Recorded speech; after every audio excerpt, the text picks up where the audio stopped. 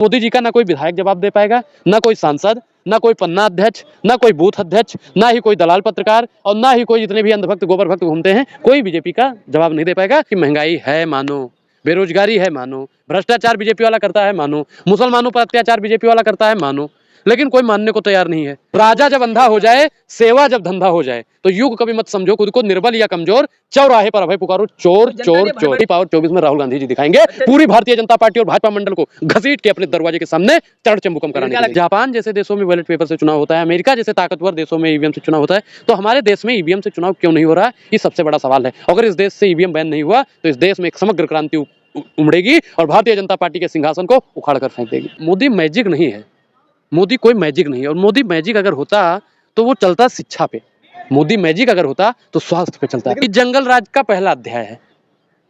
तो राजस्थान की जनता खुशहाल थी, राजस्थान की जनता चंगा थी, मैं देख के आया हूँ। लेकिन अब राजस्थान की जनता के साथ में छलावा होगा, झूठ परोसा जाएगा, फरेब काटा जाएगा और बेईमानी से दम घुट जाएगा। लेकिन लगातार जो कहा जाता है कि जो भाजपा है हिंदुत्व के नाम पे चुनाव लड़ती है। देखिए पहले हिंदुत्व का मतलब आप बताइए कि हिंदुत्व क्या है, हिंदू क्या है? हिंदू का मतलब आप जानते हैं? भारतीय जनता पार्टी का कोई भी नेता हिंदू का मतलब नहीं बता पाएगा।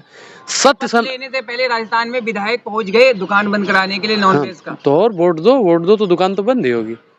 अब मैं कह रहा हूँ कि अब तो भाई भाजपा तब तक न जाए जब तक हर घर से महंगाई, बेरोजगारी, भूखमरी को लेकर एक लाश न निकले, तभी ये लोग सुधरेंगे। अब अरे इतना हम लोग भाई दिन रात समझाते हैं कि महंगाई है मानो, बेरोजगारी है मानो, भ्रष्टाचार बीजेपी वाला करता है मानो, मुसलमानों पर अत्याचार बीजेपी वाला करता है मानो, लेकिन कोई मानने को तैयार नहीं है।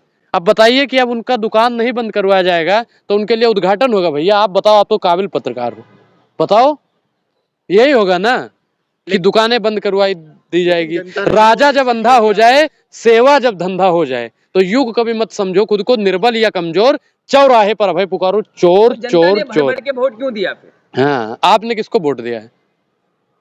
आप किसको वोट देंगे? बिहार कहीं भी है, वोट किसको दोगे आप जो आपके हितैषी की बात करेगा?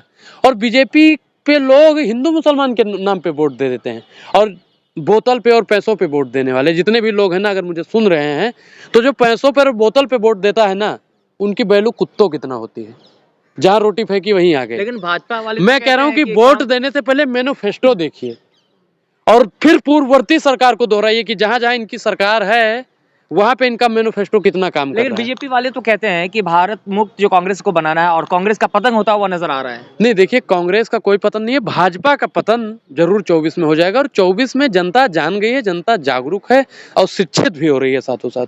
24 में लोकसभा, राज्य विधानसभा में फर्क होता है सर, आप समझिए। 5 राज्य के जो परिणाम आए हैं वो तो साबित कर दिया कि जनता मोदी। मैं क्या कह रहा हूँ कि 3 राज्य भले ही हार गई हो कांग्रेस पार्टी, लेकिन अभी मुट्ठी भर हारे ना, 24 में हम पूरा गढ़ समेट लेंगे। जब फाइनल हार, देखिए मैं अगर आप सुनिए मैं क्या कह, आपके घर से कोई सोफा ले दे दीजिए, आपके घर से कोई स्कूटी मांग रहा है दे दीजिए, आपके घर में कोई जगह बना लेता है बना लेने दीजिए।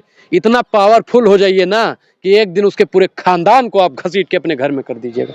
ये पावर होती है, और यही पावर 24 में राहुल गांधी जी दिखाएंगे पूरी भारतीय जनता पार्टी और भाजपा मंडल को घसीट के अपने दरवाजे के सामने चढ़ भूकंप कराने के लिए। की दौड़ में बाबा बालक नाथ का नाम सबसे ऊपर आ रहा है, तो क्या देख रहे हैं राजस्थान का फ्यूचर? देखिए राजस्थान, वहाँ से जो वो है वीडियोज आने शुरू हो गए, एक विधायक है वो चिकन की बंद करवाया, दूसरा अकरनी सेना के जो अध्यक्ष और बालक नाथ ने भी तो पहले बिना शपथ लिए पहले कह दिया गुंडों को निकालेंगे, बुलडोजर फलाना ढिमकाना करने लगे।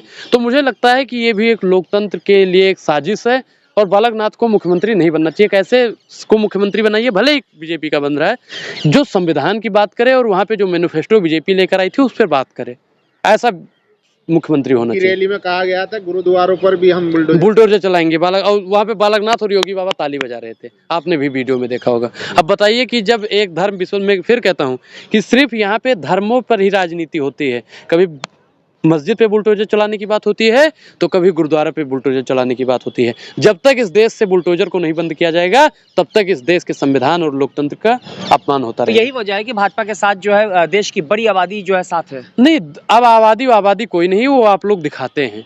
और वास्तविक में क्या है, ईवीएम हटा दो, दूध का दूध पानी का पानी हो जाएगा। हंस जो होता है ना, सुनिए सर, हंस जो होता है ना वो दूध पी लेता है और पानी को छोड़ देता है, ठीक उसी प्रकार है। ईवीएम क्या है कि दूध भी पी लेता है, पानी भी पी लेता है। और आप क्या करते हैं, दिखाते हैं हिंदू मोदी जी के साथ। यानी कर्नाटक तेलंगाना जो ईवीएम की मदद से कांग्रेस में की सरकार बनी, मैं वहाँ क्या कह रहा हूँ कि वहाँ पे देखो हर एटीएम थोड़ी हैक होता है भाई। अभी 3-4 माइक है, ये हर अलग अलग कंपनी का है। एक ही कंपनी का अगर होता तो मुझे लगता है आवाज सब में एक कंपनी की जैसी जाती है। ठीक, अरे वहीं हैक होता है क्या? बिल्कुल हैं? बिल्कुल।